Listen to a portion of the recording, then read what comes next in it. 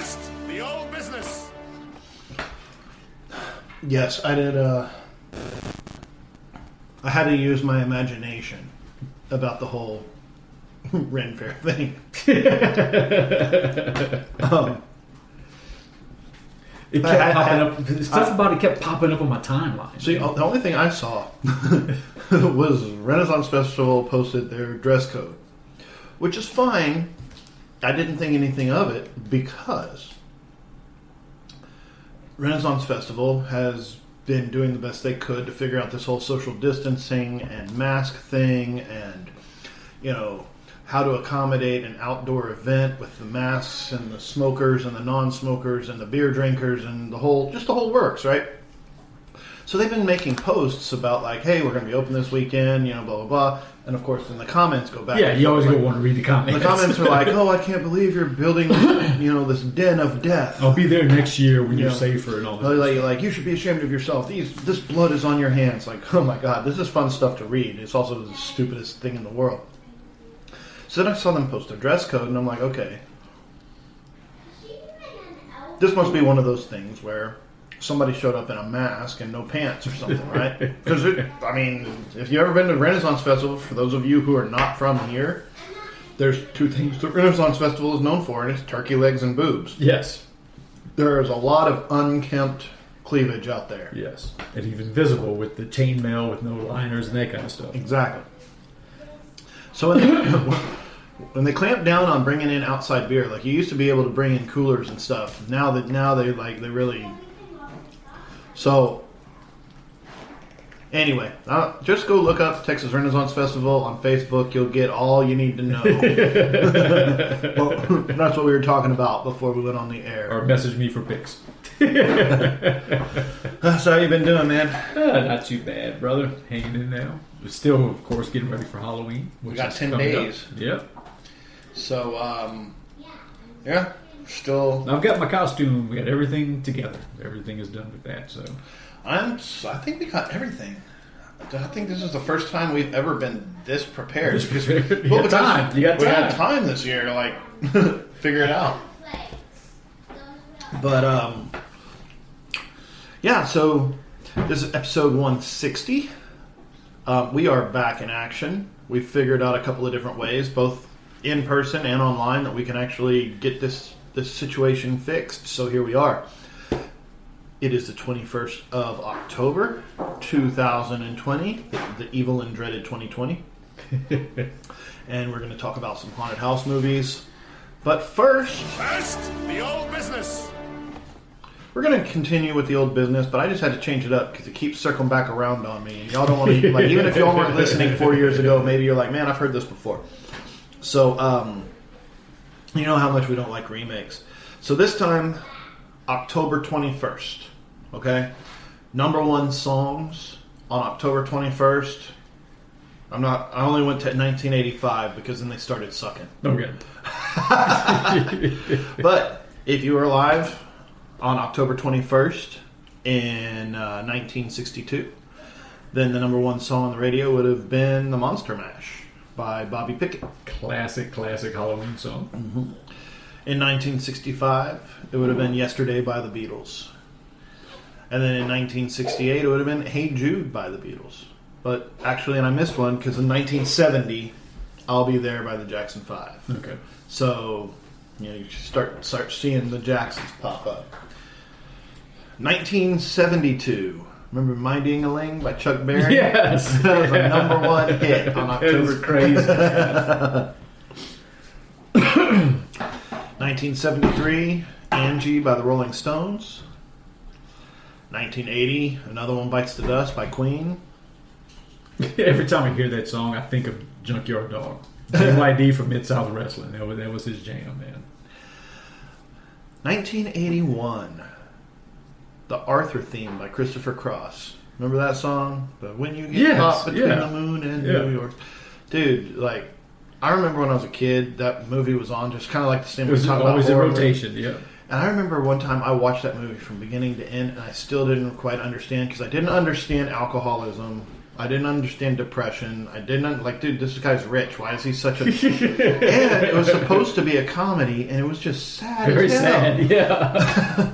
Like, I never quite understood, and maybe this is just one of those things, but like, I always remember hearing Dudley Moore, and he was some classic comedian, and every time I ever saw him, he was depressing and sad. Like, he's not funny. Like, what? What's funny is, could you imagine now making a comedy about depression? Hold on one second. Yeah, right? But, and, you know, I was watching the other day, I know you're going to remember this movie, because this was always in rotation back in the day, too, but Fatso. Remember Fatso, Don DeLuise? Could you imagine making a movie now, making a mockery of people's weight? You'd have social justice warriors on your ass, dude. Big time. But yeah, it was different times back then. Look at the song "Short People" by Randy Newman.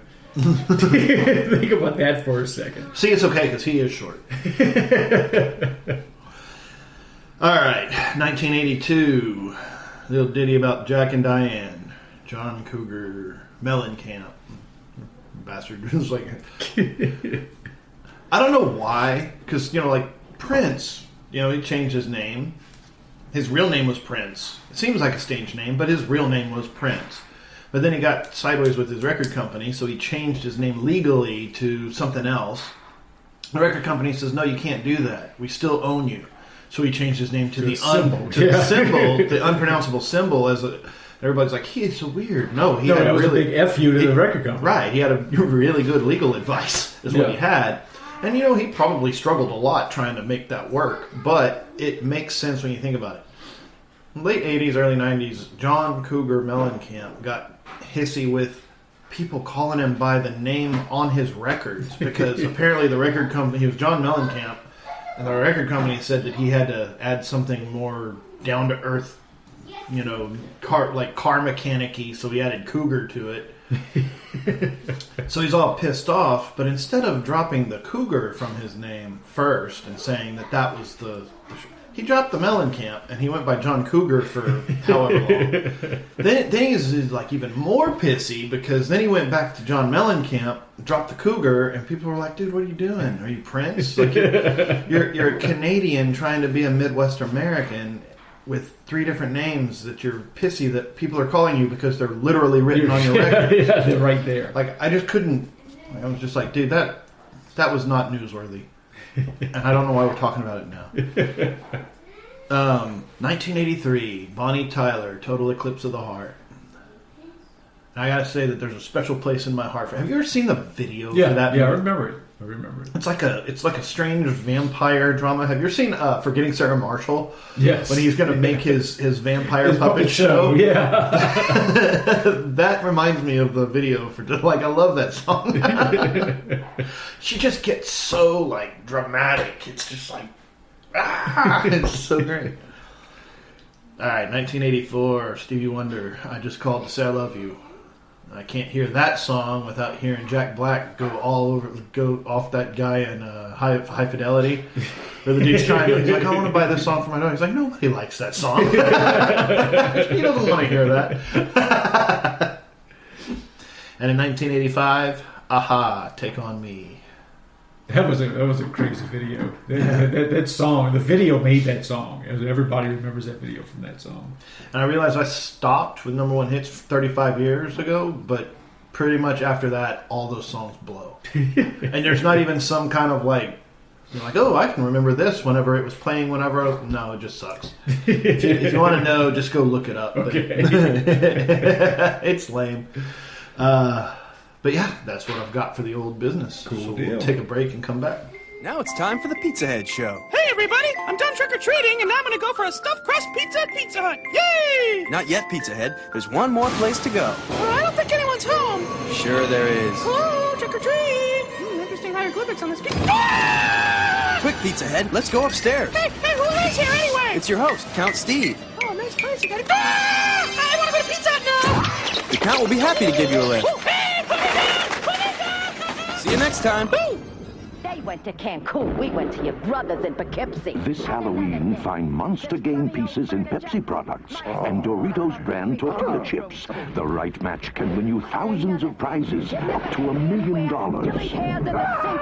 The Look for specially marked packages. It could change your life for good. You never take out the garbage. Play Pepsi Doritos Monster Match for Monster Money. Here we are, back again. And Mr. Gomez, please. New business is new business, and this is new business. All right, got some movie and television news today, which ought to be pretty interesting. But Michael Dougherty, known for directing Trick or Treat, is set to direct Clive Barker's Nightbreed series that's going to be coming to Amazon, or HBO, sorry. I'm looking forward to that. You know I'm a huge Nightbreed fan. I love the movie, and I'm an even bigger Clive Barker fan. And Clive Barker is definitely on board with it. He's excited. He was I remember reading Clive Barker was kind of disappointed in the film back in 1990. It's adapted from the novel Cabal. I can't wait to get back to Midian. I think it's going to be an awesome thing. And Barker has all kind of stuff on working up right now. Candyman reboot, of course, which is going to be coming out in 2021, and an anthology film for the Books of Blood, which is going to be on Hulu starting this month, as a matter of fact. So, one thing to look forward to.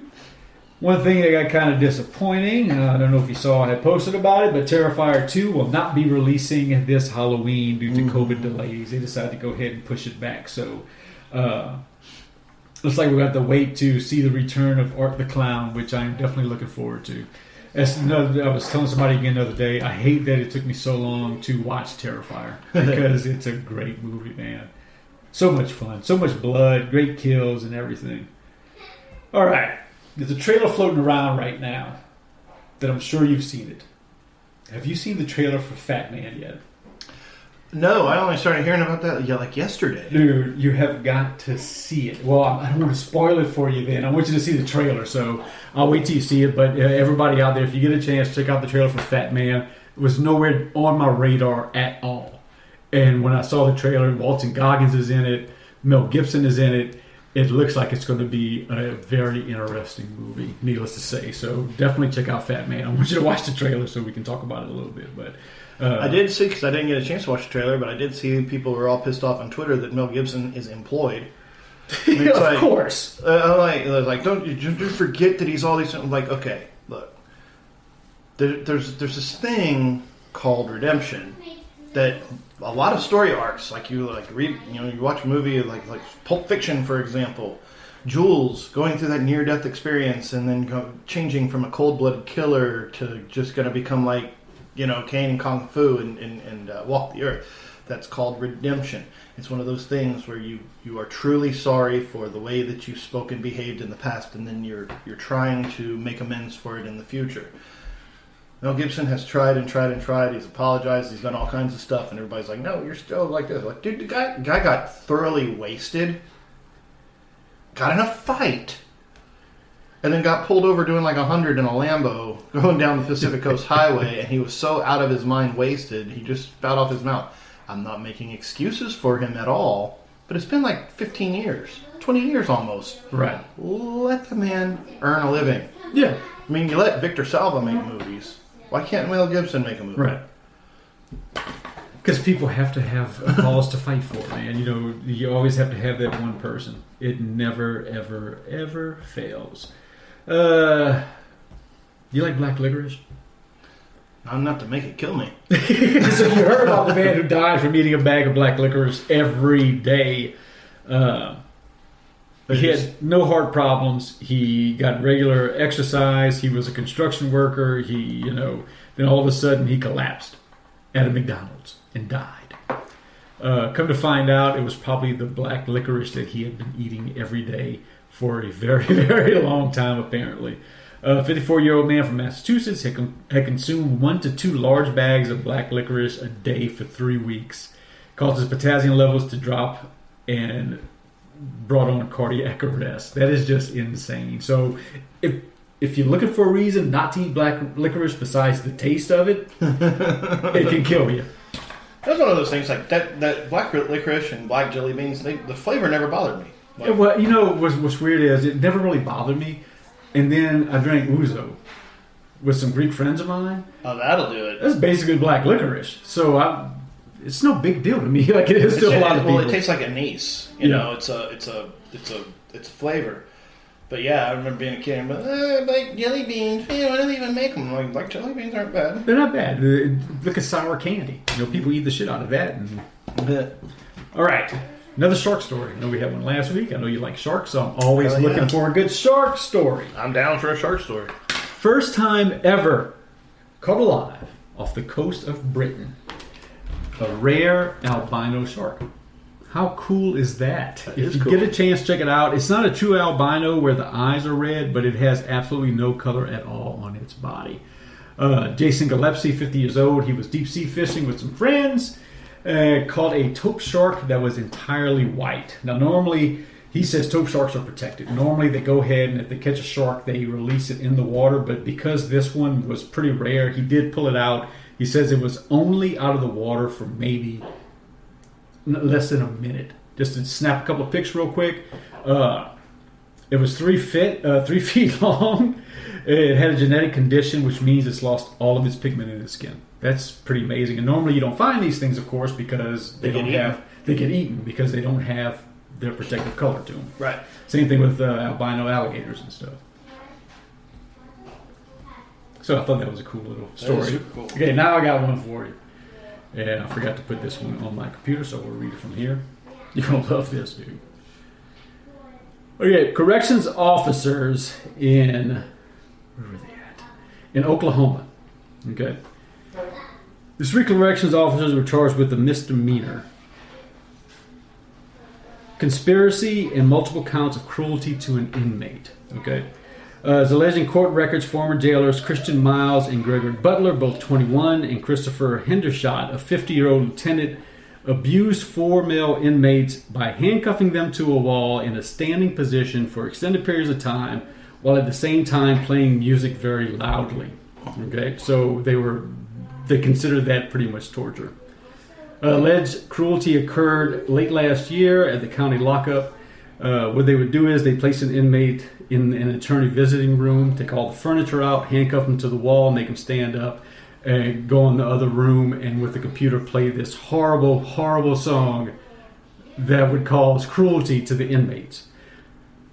Baby Shark would be played in a continuous loop from a computer adjacent to the visitation. They would make them listen to Baby Shark while handcuffed to the wall for hours at a time. And they are now going to be going to jail for it, which I thought was really, really interesting. I've only, my kids aren't very young, so when Baby Shark came out, my kids didn't listen to this stuff.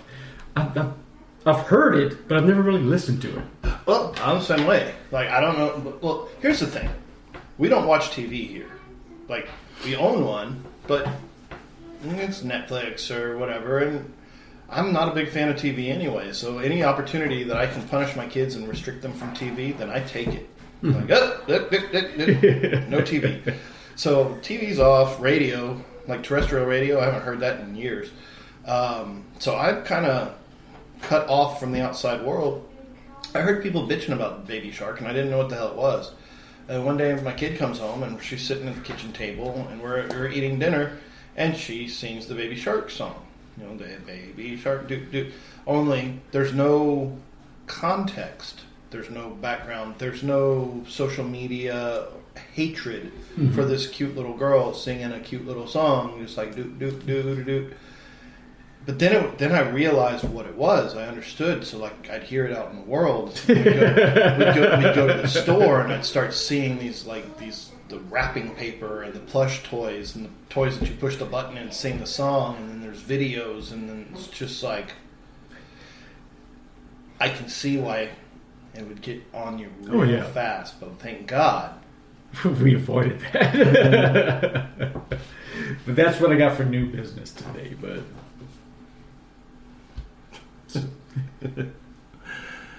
Alright, let's take a break and come back. Ready? Go!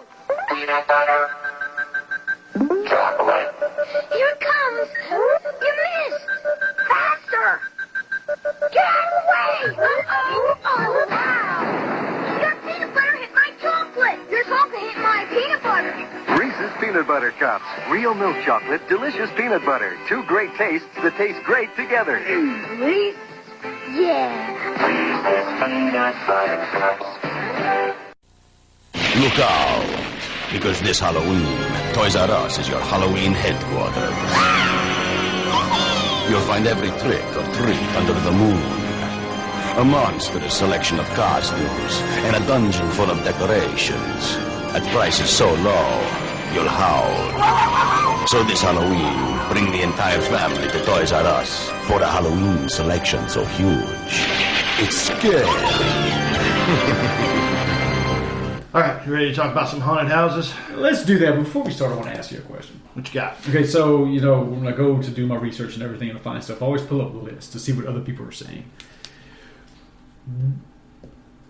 To me, when I was thinking haunted house movies, I was thinking of movies where you're affected when you're in this house. That it is possible to get away from things by leaving the house.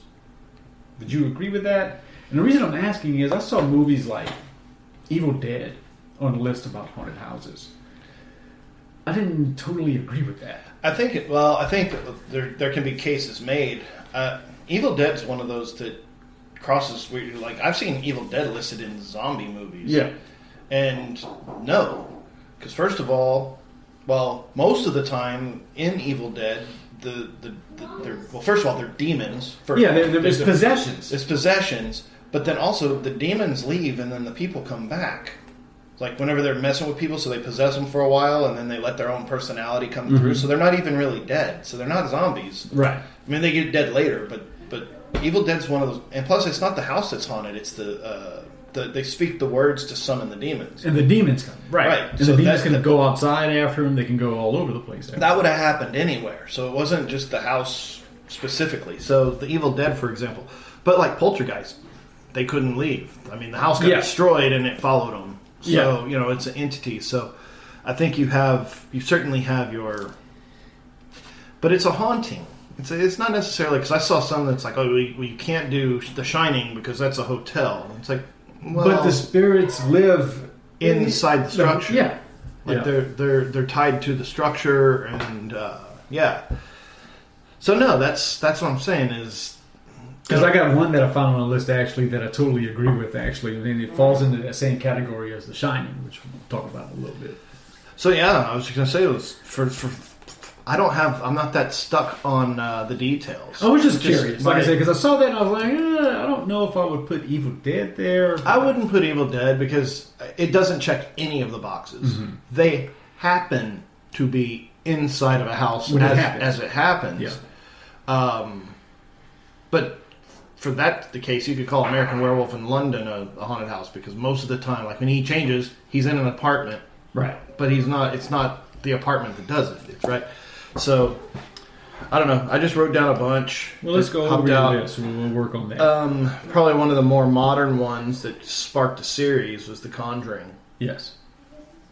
That's one of those good ones because the house itself is haunted. Yeah.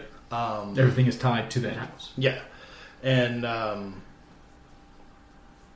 I really enjoyed that movie right up until the very end whenever it turned into The Exorcist. You know what I mean? Yeah. Like, that whole movie was creepy. It had the perfect atmosphere. Lighting was great. The lighting, was the great. texture, the acting. Everything was great about it. And the little clapping game. The little... Get you. So The Conjuring is great. I enjoyed The Conjuring. I haven't seen any of the sequels. But the first one was awesome. I think one of my most seminal, the reason I like horror so much, or the reasons I'm into it, is because of Poltergeist. Yes, that's like top of my list. We've talked before, that's where we got afraid of clowns, was that movie. Yeah. Pennywise got nothing on that little dude sitting on the chair, right? And again, because it's not a Gothic mansion.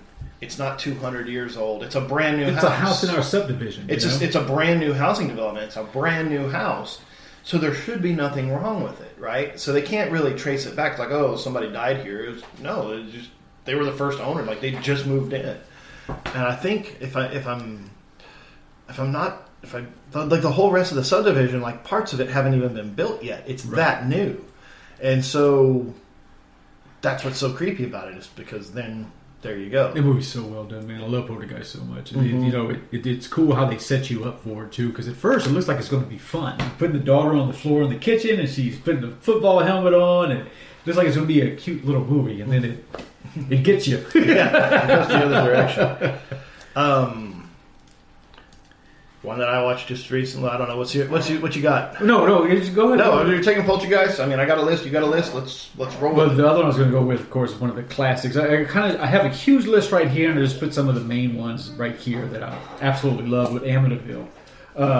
Personally, I prefer the second one, but they are both absolutely great. I was talking to a friend of mine the other day. He's like, I just realized that Thanos' dad is in the first Amityville movie. I said, yeah, as a matter of fact, it is. Josh Brolin. It's James Brolin. James Brolin, yeah. Josh's dad. So Thanos was in the Goonies. Yeah. no, but he said he just realized that that's who that was in that movie. The Amityville movies are great, especially it has that tie-in when you're young, based on the true story, kind of freaks you out. That's a great example. Yes, that house, the house is what everything is. Mm-hmm. We mentioned it last week, the Blumhouse, but Insidious. Yes. Good movie. I mean, it's a good series. Always it wasn't as awesome to me, I think, as a lot of other people, because it just has that same kind of color as The Grudge and some of those others. I didn't think it sucked, but I didn't think it was as good as everybody else thought it was. It was, all right. But, I'll kick it back in time a little bit. My next best one would be Beetlejuice. Beetlejuice is a perfect film. Yeah. From start to, it's got the perfect mix of comedy. It's like an entry-level horror. It's got gore. It's got a few legit scares. It's got some dread. It's got bizarreness that's kind of unsettling. Like, as a mid-level horror and then also kind of a mid-level comedy. You put those together and you've got high-level art. It is an amazing film. And Beetlejuice, if you want a haunted house movie it's a little light on the horror, but it's got enough to keep you interested. We were talking last week about how, these Facebook groups are driving me crazy. I'm just everything I can to bite my tongue sometimes. And there was an argument of the day about Beetlejuice not being a horror movie, and I just didn't even bother getting into it. I was like, yeah, okay, whatever. And there was another thread, which, sorry to get off topic, I always do. That's what we sidebars. There was the question whether or not Rocky Horror Picture Show was a horror movie. And my argument was, does it utilize horror tropes? It's in the title. But no, the argument was, it's a musical. It is not a horror movie. I was like, that doesn't mean shit. What about Little Shop of Horrors?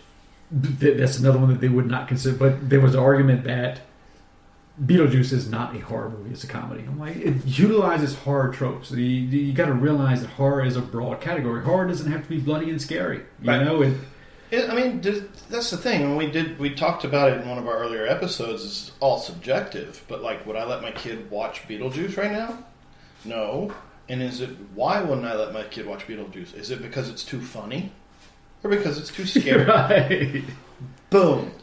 Set and match. There you go. Beetlejuice it's a horror comedy, but it is a ghost story in a haunted house that happens to dead people in the afterlife, right? Like, I'm Beetlejuice for Halloween. She is. We watched Little Shop of Horrors the other day. Like, yeah, it's not scary, but it's certainly got some. It's got some murders in it. Mm-hmm. Got a monster plant. Monster plant. It's a cannibal. It's a cannibal plant that's going to take over the world. And just because Rick Moranis is in it. Or Steve Martin, that was awesome. But speaking of entries for children into horror, I told my son that we were doing this episode, and there's two movies that he said, if you're talking about that, you need to talk about these two movies because he loved them when he was a kid. One is Haunted Mansion with Eddie Murphy, which I I never really cared for, but he absolutely loved that movie. That movie scared him when he was a kid, you know. And the other one is the cartoon Monster House. That's an awesome movie. That's a really, really good movie. That's one that I enjoy. That is a horror movie. It is definitely a haunted house movie. Definitely belongs in this category for sure. But yeah, Monster House is great. Yeah, I think we need to watch that this weekend. I'm gonna pull it up. I saw it for the season, man. Yeah, tis the season. I got the kids. Here's one that I've really enjoyed, but it's kind of off the radar. But have you ever seen Stir of Echoes? Yes. Yeah. With Kevin Bacon? Yeah, it's a really good one. It's a really good one, and I remember, I still even have scenes of that movie popping up, and I have to remember, what is that from? But yeah, that's one of those that just never quite went away. It's not a one and done. It's one that you should definitely watch, experience. Have you seen The Most Beautiful The Woman in Black? I think I may have, but I'm not sure. It's got Daniel Radcliffe from Harry Potter in it. That was one of those, I went and saw it with my sister. That was another one that was unexpectedly good. Mostly because of the atmosphere and the environment. So, basically, it's Daniel Radcliffe. He's a young attorney. He's being asked to go settle the estate of this house off, out in kind of the boondocks, and the place is haunted by the ghost of this woman who lost her child and whatnot. And as he's digging deeper into kind of the history or whatever, it's sad. It's kind of like a La Llorona sort of story where this woman lost her child and then she cursed the family and all this stuff. But the atmosphere of this film is just amazing. Okay. It's like Sleepy Hollow / Scooby Doo, where you've got the low light and the dust and the weird toys, and it's just, but it's not creepy. It's not dreadful as much as it's spooky. There's things hiding in the shadows. Very Hill Housey. So I highly recommend it because it was an unexpected treat. It was really good. Cool. Sometimes I come out of horror movies and I'm like, I could have spent my time watching something better than that.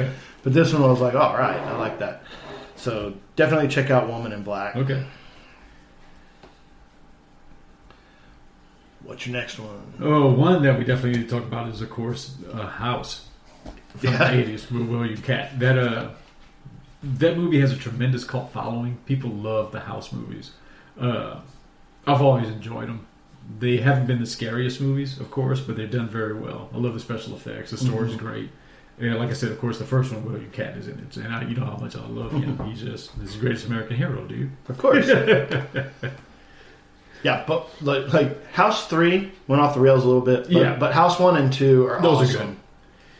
Okay, another one that I absolutely love is, and let me know if you feel as though this would fall into the category, because it was created. This haunted house was created by somebody, but 13 Ghosts. 13 Ghosts is phenomenal. Dude. Both of them are good. It's such the a original. good The original one's awesome. The remake's pretty good too. The remake took a while to kind of come into its own. It took me a while to give it a chance because when I first saw it, what's his name was in it? God, I can't remember his name. Matthew Lillard. Yeah, Lillard's in it, and I believe that came out after he was in Scooby Doo. So I see 13 Ghosts. I honestly thought it was a PG-13 movie, and that was during my time period where I wasn't watching any PG-13 movies because I just didn't want to be disappointed. And once I finally gave that movie a chance, man, it is good. It is really, really good. Yeah, I've always enjoyed that one. Again, that was one of those that, just like you said, I love Matthew Lillard. I mean, he's been in a lot of stuff, but I don't think Scream gets enough credit because Scream had the dual bad guys. But Matthew Lillard is one of the all-time masked killers. Yeah. You don't think of him like that because he was Shaggy. Right. And he was in Hackers, and he's primarily a comedian. He's a comic actor, but Ghostface was Matthew Lillard. Right. At least half of his kills were anyway. Yeah. And that's pretty badass. But yeah, same thing. Like when 13 Ghosts came out, I thought it was a comedy. It's not a comedy. No, it's a good movie. It's a good scary movie. Yeah. So yeah. And another, okay, we already talked about The Shining. You know, Shining definitely falls in that category, even though it's a hotel, whatever they want to say, but it's a haunted structure. Mm-hmm. And on that lines, Event Horizon. Yes. Well, and the thing about Event Horizon, if you read anything about it, it was like they were like, let's put The Shining in space. Yeah. You know, it's like, and what the critters in Event Horizon are a whole lot meaner than the ones in The Shining, for sure. But and it's weird because you're talking about these horror groups, and again, I don't like, keep going back to this. Like, just enjoy things, right? Like, I am thrilled when I watch a movie that's so good that I want to like call you or text you and be like, dude, watch this because it's so awesome. When I watch something that sucks and I don't tell you about it, it's because it sucks and I wasted my time and I'm not gonna bitch about it. So like, I don't understand why people like sit around like, it's fun for me to not like stuff. I just read this 400-page book, hated it. It's like, why did you spend the time reading it if it sucked? You know what I mean? But for some reason in these groups, people feel as though they have to be the gatekeeper of other people's enjoyment, and you don't have to do that. Event Horizon, we've talked about this one before, but Event Horizon, people love, like, quote-unquote horror fans love to dump on this one because people who aren't horror fans saw Event Horizon and they think it's the scariest thing in the world, and they're like, oh, you know, it's like, it's amateur hour, right? Because everybody's going to mention Event Horizon in their list of scary movies.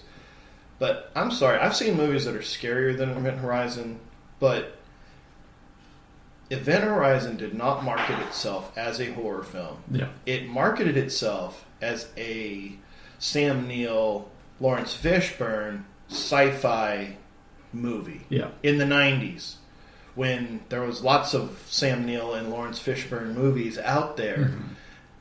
And I don't remember, because I remember watching the thing, and it's like, okay, the ship gets lost, and then, you know, there's some crazy stuff. So it seemed like it was almost like a mystery, not what it turned into. And I went into that movie having no idea what I was getting into. And I remember, because me and my buddy were like all into heavy metal, and like we're listening to like Sepultura and stuff like that. And we watched Event Horizon, and it was like watching a messed up music video. And we were pausing it like, "Whoa, did you see it?" But the movie was shockingly scary. Yeah, it was cut in such a way that it just hit you with different stuff, like completely unexpectedly, and it was also creepy as all hell. Jason and I came out of watching that film being like, what did we just watch?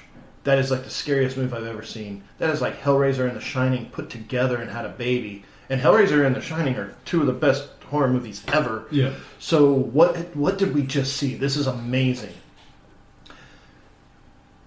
So I can't understand how anybody would say like, oh, if you like Event Horizon, you're an amateur. Because no, Event Horizon's freaking awesome. It's a great movie. You know, like, so. And just like The Thing, it follows that formula of just, it's dread. It does not end good.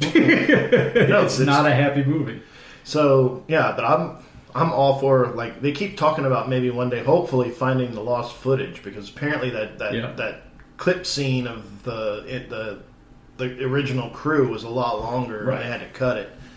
But yeah, that would be awesome. I've still been looking at it. You know, I do my models and everything. There is a Event Horizon model available that's like 3 foot long, but it's not cheap. There's a guy that makes them with his 3D printer, and he makes them in 4 different segments to put them together and then paint and everything. But yeah, that movie is so high on my list, man. It's not a haunted house, but it doesn't matter. It's a haunted structure for sure. If you need a good scary movie, watch Event Horizon.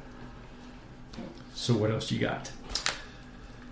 Well, I just gave you Oculus. Have you seen that yet? So you probably haven't seen that yet because I just handed it to you a second ago. Oculus, I'd heard good things about it, and it is Mike Flanagan. Mm-hmm. And if you don't follow the directors, whatever, Mike Flanagan is responsible for The Haunting of Hill House, the TV series. It was on Netflix. It's and by now on the 21st. Yeah, so then The Haunting of Bly Manor is out as well. But Mike Flanagan, Oculus is one of his first movies, and the story in Oculus is that there's this brother and a sister. The parents are gone. The brother is getting out of the mental institution, and the sister is like an antiques curator, and she has this mirror. And the mirror is what caused her family to go insane, and the brother to kill the mom and the dad and go to jail. And so she wants to destroy the mirror because she believes it's haunted, and the guy does not believe it's haunted. He thinks that he had a psychotic break. So it's them in a house with a mirror, and it is amazing. It's like those minimalist movies that you just, it's like The Shining, for example. What is the scariest scene in The Shining? Is it when the woman comes out of the bathtub? Maybe. But you know what the second scene is? It's whenever he's riding his little three-wheeler down the hallways and then the ball comes out of nowhere. You're just like, where did the ball come from? There's things behind these doors, and you're left with your own imagination. That's what makes it scary. Oculus is one of those. It just has those moments where it's just, ugh. It's good stuff.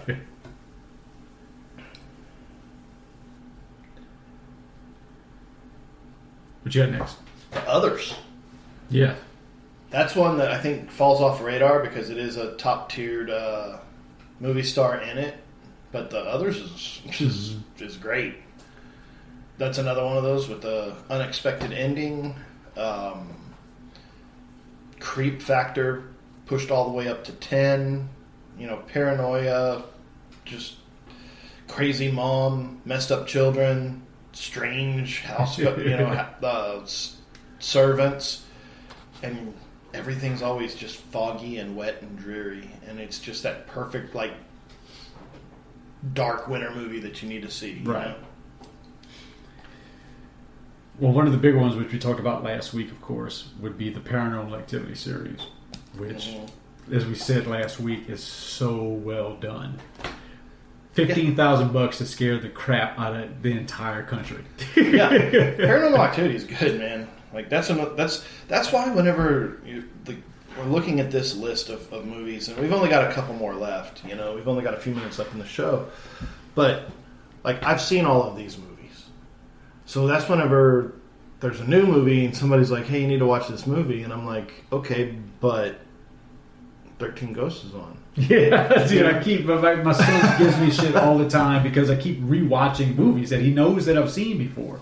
I'm like, you don't understand. It's like getting an old blanket that you're really comfortable in and just relaxing with it. Well, like for